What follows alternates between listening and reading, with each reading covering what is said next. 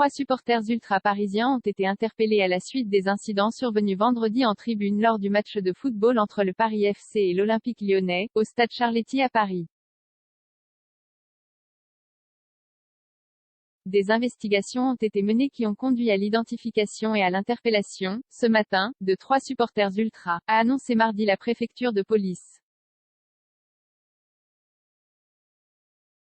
Aucune interpellation n'a eu lieu sur le moment, il s'agit de supporters parisiens, a précisé à l'AFP une source policière. Le parquet de Paris avait ouvert samedi une enquête pour violence volontaire au sein d'une enceinte sportive ayant entraîné une incapacité de travail inférieure ou égale à 8 jours au lendemain des incidents, qui ont fait 2 blessés.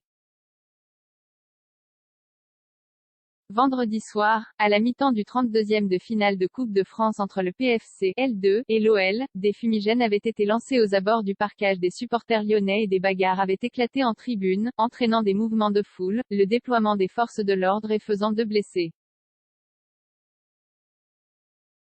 2 bombes agricoles avaient également explosé et le match avait été interrompu sur le score de 1-1 alors que la seconde période s'apprêtait à démarrer. Le COP condamne selon une source proche du dossier, des ultras du PSG ont pu être identifiés sur les vidéos des incidents, tandis que les ultras lyonnais voulaient en découdre gare de Lyon, à leur arrivée dans la capitale.